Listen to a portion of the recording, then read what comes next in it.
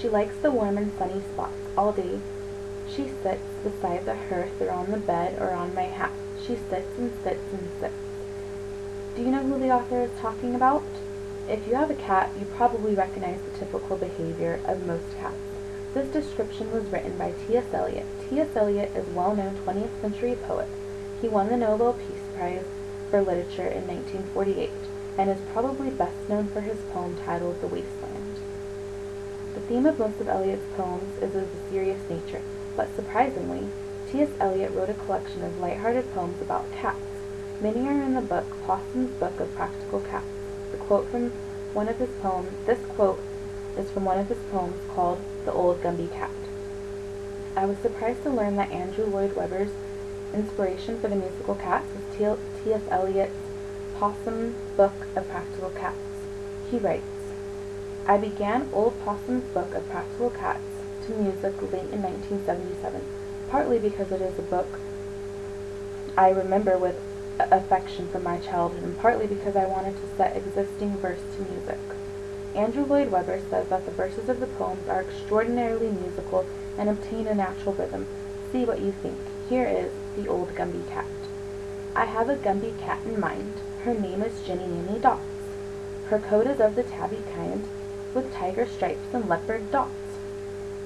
All day she sits upon the stair, or on the steps, or on the mat. She sits and sits and sits, and that's what makes a Gumby cat. But when the day's hustle and bustle is done, then the Gumby cat's work is but hardly begun. And when all the family's in bed and asleep, she tucks up in her skirt's basement to creep. She is deeply concerned with the ways of the mice. Their behavior's not good, and their manners not nice. So, when she has got them lined up on the matting, she teaches them music, crocheting, and tatting. I have a Gumby cat in mind. Her name is Jenny Annie Dots. Her equal would be hard to find. She likes the warm and sunny spots. All day she sits beside the hearth, or on the bed, or on my hat. She sits and sits and sits and sits, and that's what makes a Gumby cat.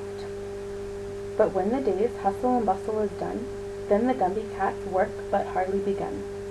She is sure, as she finds that the mice will not ever keep quiet, she is sure it is due to a regular diet, and believing that nothing is done without trying, she sets right to work with her baking and frying. She makes them a mouse, cake of bread and diced peas, and a beautiful fry of lean bacon and cheese. I have a Gumby cat in mind.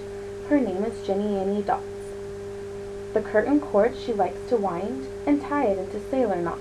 She sits upon the window sill, or anything that's smooth and flat. She sits and sits and sits and sits, and that's what makes the Gumby cat. But when the day's hustle and bustle is done, then the Gumby cat's work is but hardly begun. She thinks that the cockroaches just need employment to prevent them from idle and wanton destroyment. So she's formed from that lot of disorderly louts a troop of well-disciplined, helpful Boy Scouts with a purpose in life and a good deed to do, and she's even created Beetle's tattoo. So for old Gumby cats, let us now give 3 cheers, on whom will ordered households depend, it appears. I am a person who has always had cats. Even non-cat lovers can appreciate the humor in T.S. Eliot's The Gumby Cat. Gives the perfect description of the unique personality of a cat. Just ask Andrew Lloyd Webber. Andrew. Thank you.